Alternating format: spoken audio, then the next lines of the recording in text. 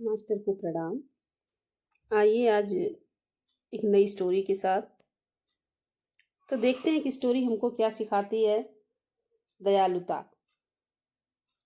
तो मैं कृतज्ञ हूँ अपने भीतर की दयालुता के लिए। तो ये बात सत्य है, हर व्यक्ति के अंदर दया, करुणा, क्षमा, हर एक गुण होता ही है। लेकिन हाँ, हम लोग कभी कभी उसको दबा देते हैं, मतलब उसको हम उजागर नहीं होने देते। होता तो भाव सभी के अंदर है, किसी के अंदर ज़्यादा होता है, किसी के अंदर कम। क्योंकि जब हमने जन्म लिया, संसार में आए, तो परमात्मा ने हमें सब कुछ देकर ही भेजा है। तो आइए जानते हैं कि स्टोरी में आज क्या है, हमको क्या सीख मिलने वाली है। तो पंडित जी का बेटा, एक राज्य में एक पंडित जी रहा करते थे। वे अपनी बुद्धिमत्ता के लिए प्रसिद्ध थे। उनकी बुद्धिमत्ता के चर्चे दूर दूर तक हुआ करते थे। तो पहले लोग, जो राजा महाराजा हुआ करते थे, उनके यहाँ पंडित भी जरूर होते थे, जिससे कि वो उनका सुबह उनको अच्छी अच्छी बातें बताया करते थे, दोहे सुनाते थे, छंद, और उनका ग्रह नक्षत्र राशि सब देख कर बताया करते थे कि कब क्या करना है, शुभ है कब अशुभ है। तो इसीलिए गुरु पंडित की हमेशा शुरू से महत्व रहा है। तो पंडित जी जाया करते थे राज्य में। दरबार में आमंत्रित किया राजन ने।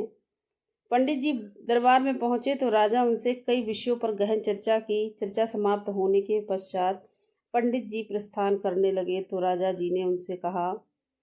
ने उनसे कहा कि पंडित जी, आप आज्ञा दे तो मैं एक बात आपसे पूछना चाहता हूँ।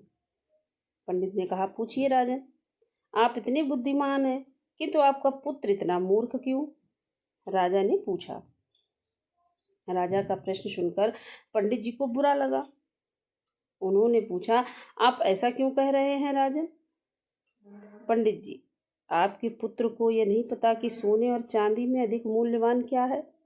राजा बोले। ये सुनकर सारे दरबारी हंसने लगे। जब राजा ने ये बोला तो दरबारी हंसने लगे। अक्सर यही होता है, हमारे ही फ्रेंड सर्कल में जब हमारा मजाक अपमानित हमको कोई करता है तो चार लोग जो और होते हैं वो हंसने लगते हैं। तो यही हुआ यहाँ। अब पंडित जी बहुत दुखी, सबको हंसता हुआ देखकर बहुत अपमानित महसूस कर रहे, और घर को लौट आए। कानों में वही अपमान भरे शब्द, राजा के दरबारियों में हंसी, वो सब उनके कानों में गूंज रही थी कि कैसे दरबारी हंस रहे थे। अपने पिता को उदास देखकर पुत्र ने पूछा, पिताजी आप इतने उदास क्यों?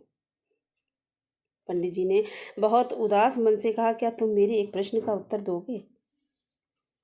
बेटा कहता है तो पिताजी बोले, पुत्र बोला कि हाँ पूछिए पिताजी, ये बताओ सोने और चांदी में अधिक मूल्यवान क्या होता है?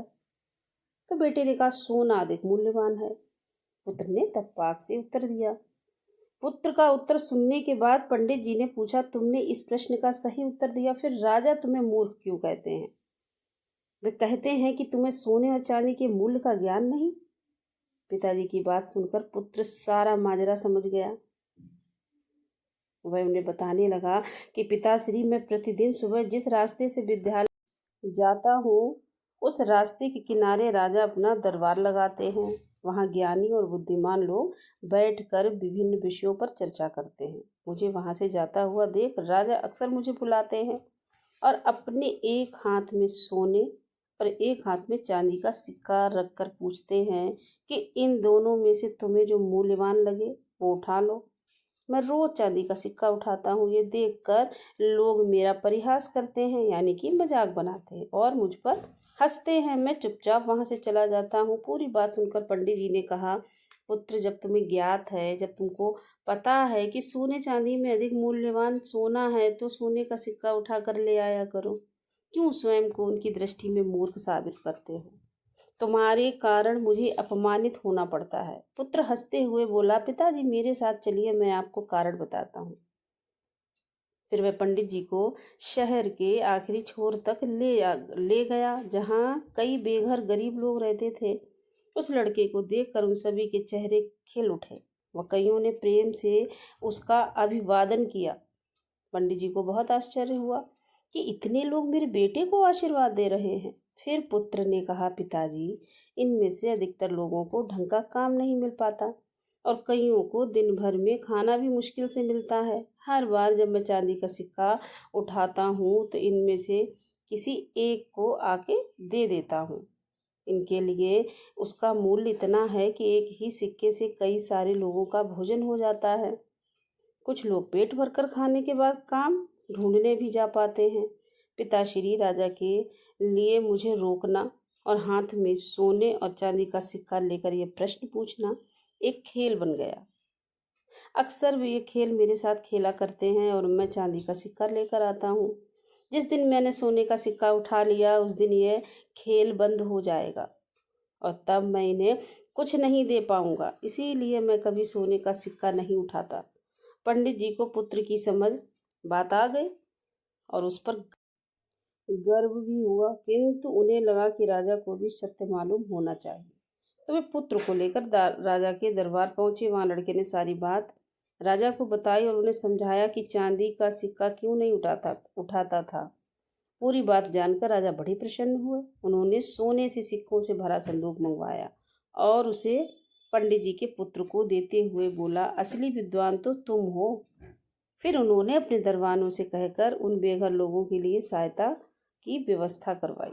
अपने सामर्थ्य का प्रदर्शन करना व्यर्थ है, बस कर्म करते रहना चाहिए। जब वक्त आएगा तो पूरी दुनिया को पता चल जाएगा कि हम कितने सामर्थ्यवान हैं। उस दिन हम सोने की तरह चमकेंगे और पूरी दुनिया हमारा सम्मान करेगी। ध्यान करने से बुद्धि, ज्ञान शक्ति या विचार शक्ति में बदलाव आने लगते हैं और हम सही निर्णय लेने में सक्षम हो जाते हैं।